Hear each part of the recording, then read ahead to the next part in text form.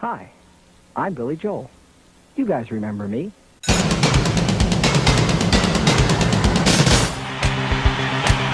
Billy Joel, completely retold.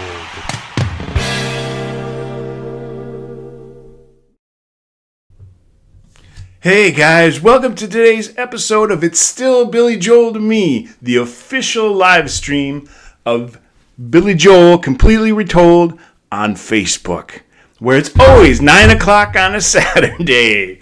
All right, for today's episode, what I wanted to do was, the group is named Completely Retold, and I'll do a whole other episode on the origin of the group. But it's named after an old bootleg that came out in the mid-'90s by Mighty Fishy Records.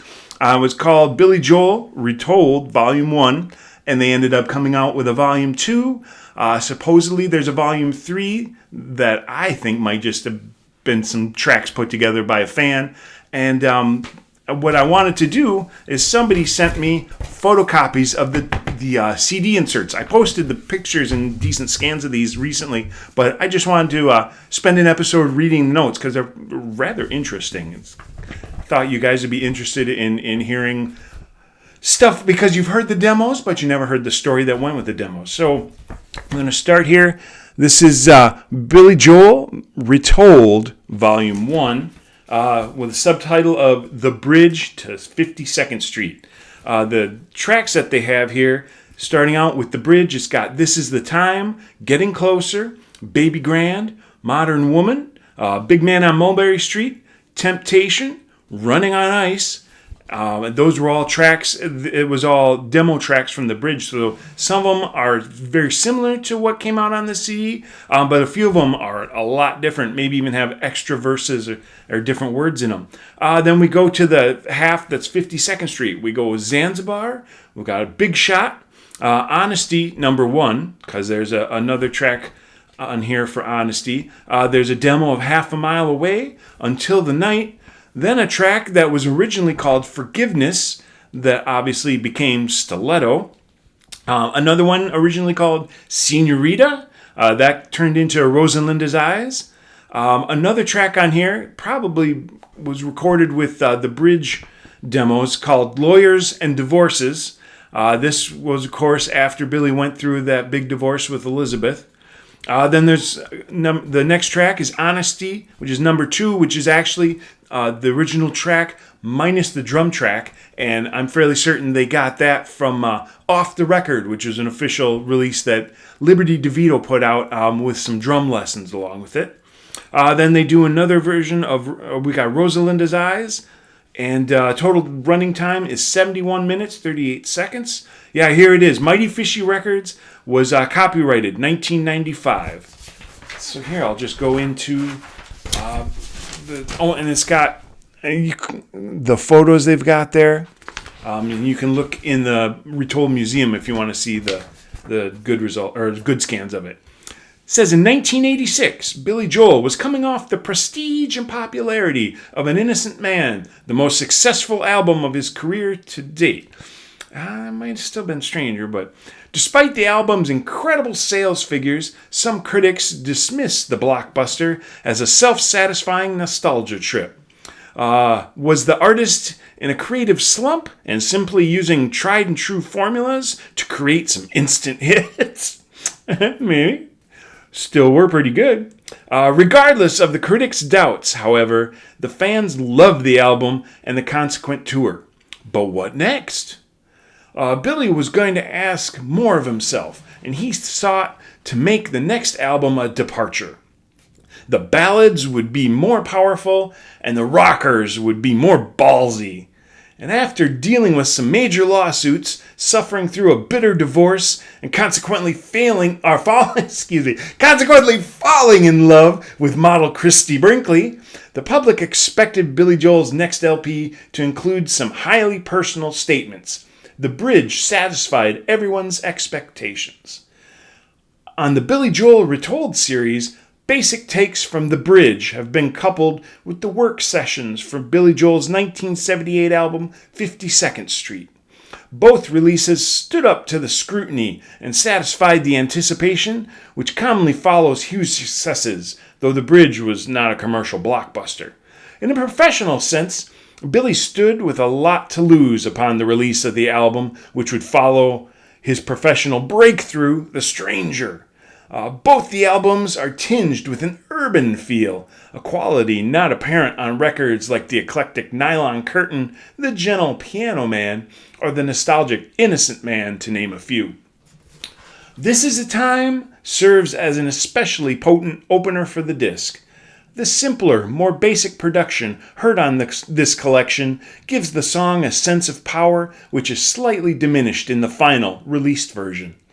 The same can be said for Getting Closer, an angry but hopeful piece of commentary, which also seems to have been tamed for the final cut.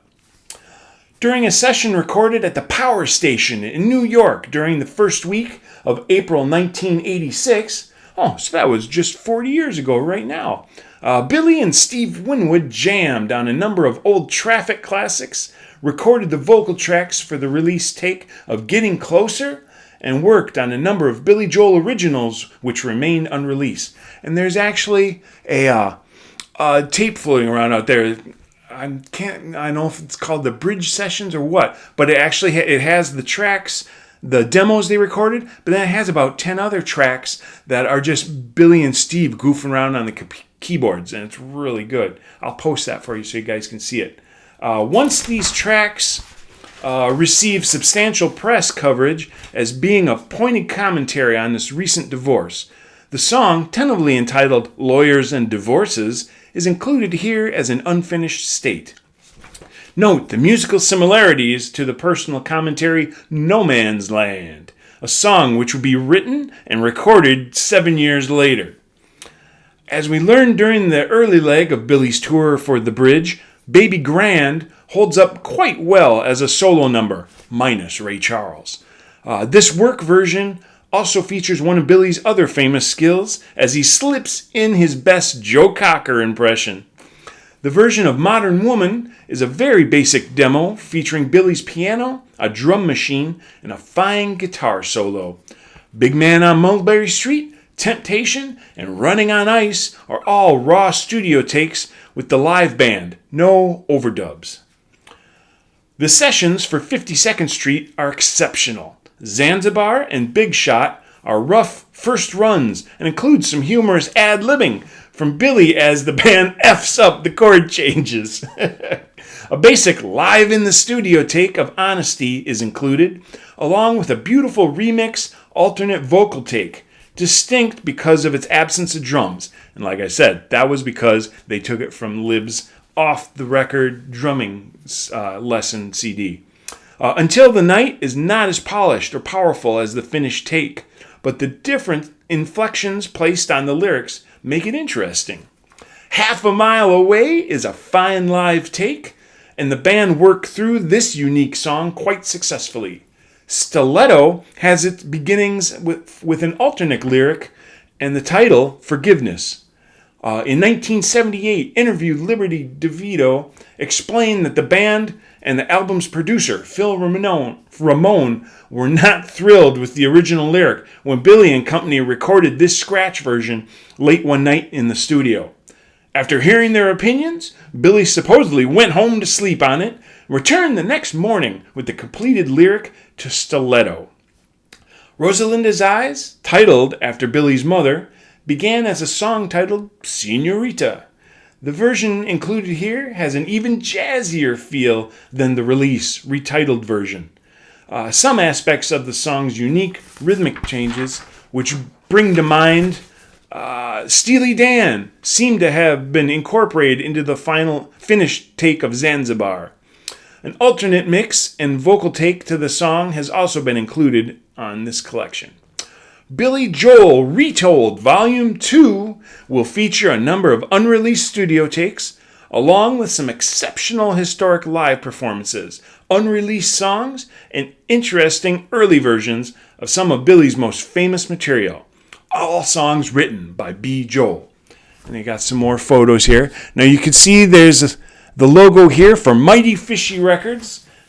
And some other releases that they have were The Grateful Dead, Nothing But the Best, Billy Joel Retold Volume 2, Billy Joel Retold Volume 3, and Billy Joel Retold Volume 4. Never saw the light of day. There was Strangers on 52nd Street, but I don't think that was put out by them. And of course, over the years, demos for nearly every studio album have popped up. So who knows what would have been on that. And they also did Jefferson Airplane, 3/5 of a Mile in 67. There was another one here, Wonder Minnow Records. They put out The Beatles' More, live at the BBC, and then also Hot Tuna must have been a band I'm not familiar with. Hot Tuna, Catching Tuna in New York. All right, so that was the liner notes for Volume 1. We're going to go right into Billy Joel Retold Volume 2, which was subtitled The Piano Man from the Harbor. And you can see that picture from the Streetlight Serenade album. That's actually a picture right after he got his wisdom teeth out. So his face is a little swollen in that one. The tracks for this one started with number 1 was Traveling Prayer. Then we did a demo of Worst Comes to Worst, Somewhere Along the Line, and then an unreleased Where's the Revolution. Of course, some of these unreleased ones from this volume actually got remastered and released for the And So It Goes documentary. So I bet the quality of these are a lot less than that. Track 5 was We All Have Our Cross to Bear. Then going back to titles we know, there's Ain't No Crime. If I Only Had the Words to Tell You demo. The Long, Long Time that was never released. Captain Jack, Josephine, Rosalinda, Tomorrow Is Today, and then an unreleased song called Bye Bye, Until You Come to Me, Only a Man, Worst Comes to Worst with an alternate mix, and You Can Make Me Free, the original version. And now what that's referring to is back in the mid-90s, the most common version that we listened to was off the 1980s remix of Cold Spring Harbor, where they changed a bunch of instruments, but then they also chopped off like a 3-minute solo from the end. So what you'll get to hear on Retold Volume 2 was the complete original track for that one. All right, and then here it's pretty much the same layout, same pictures. This one says, the album Piano Man did not make Billy Joel into a superstar. It did nonetheless revive a solo recording career which had almost ended with its very first LP release, Cold Spring Harbor. The voices of these first two albums have been told, the stories of these first two albums have been told over and over again throughout the years, and now they are being retold. See what they did there? Many Billy Joel fans are aware of the fact that Piano Man's first album was mastered, consequently released to play radically off pitch on a standard 33 1/3 RPM turntable. Billy's vocals sounded high and squeaky, and the beauty of songs like She's Got Away was completely lost. The speed was, of course, corrected on the official CBS re-release of the LP in the 1980s, but unfortunately, the original content was altered. You Can Make Me Free, which closes the disc, was trimmed by almost 3 minutes on the reissue. Drums were also added to a number of tracks, including the classic Everybody Loves You Now. Very few fans are aware of the fact, however, that Billy's troubles with Cold Spring Harbor did not begin with poor mastering. Ooh.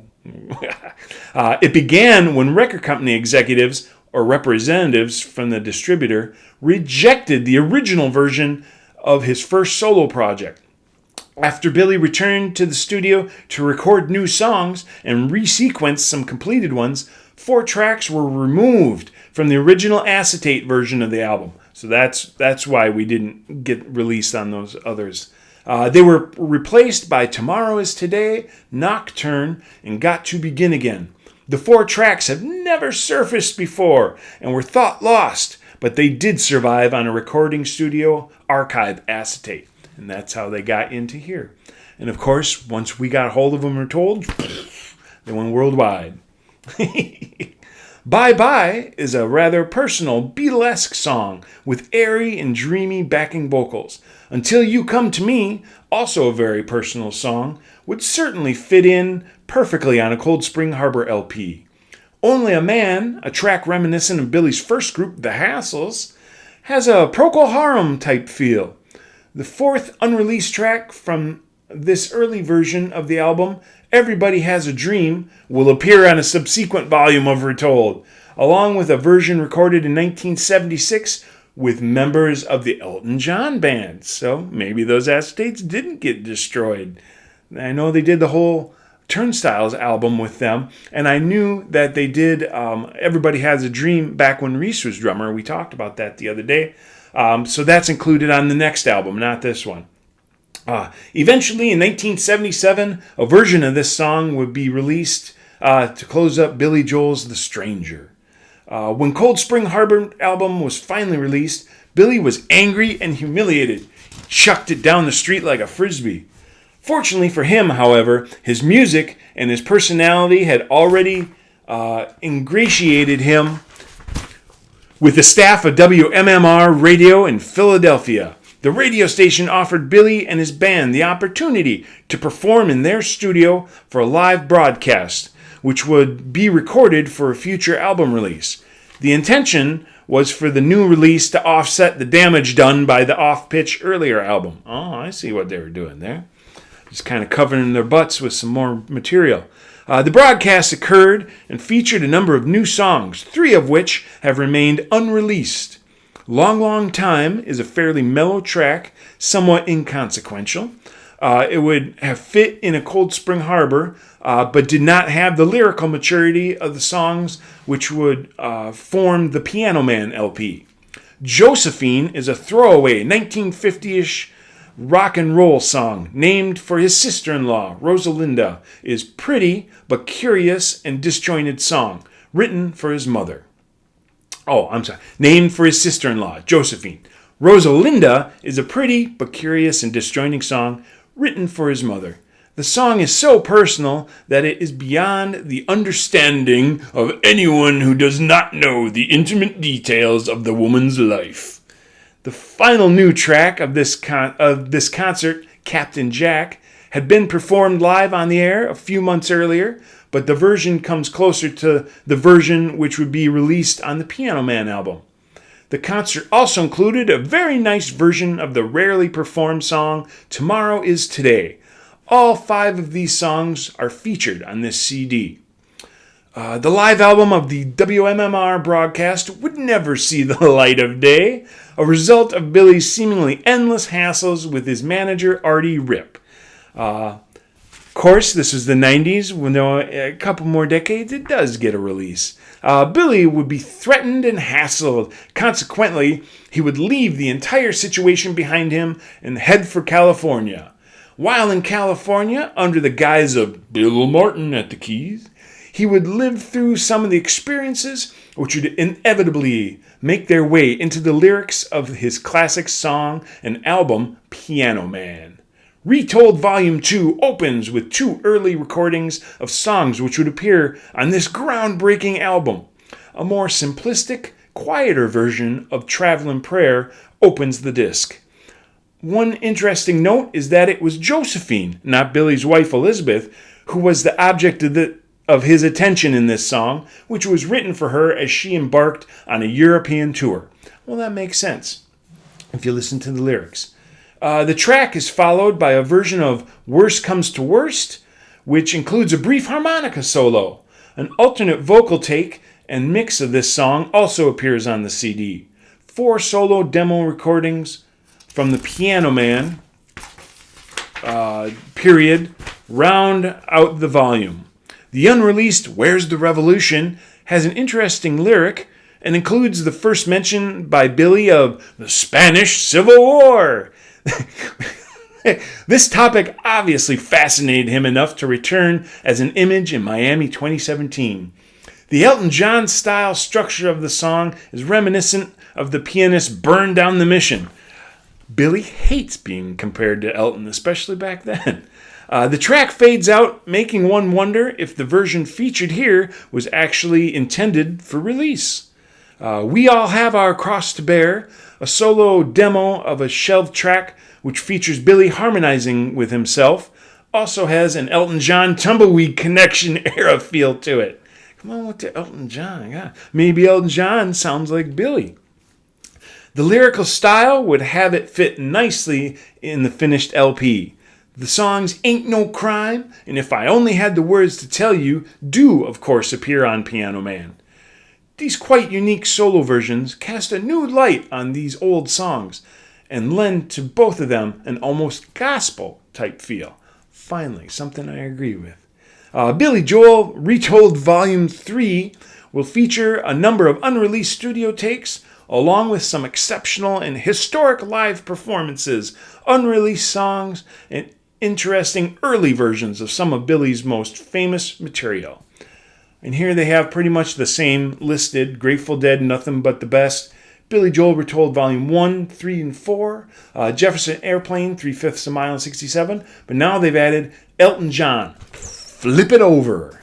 Wonder Minnow still had the Beatles, More Live at the BBC, and Hot Tuna, Catching Tuna in New York. So those are the liner notes for the Volume 1 and Volume 2 of Billy Joel Retold.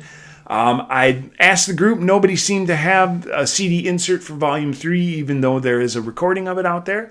So I'm just going to stick to my story where I think that was just a fan-created CD. All right, so that's all I got for today's It's Still Billy Joel to Me. And remember, you haven't heard Billy Joel till you've heard Billy Joel completely retold. We'll see you in the Facebook group, guys. Have a good day.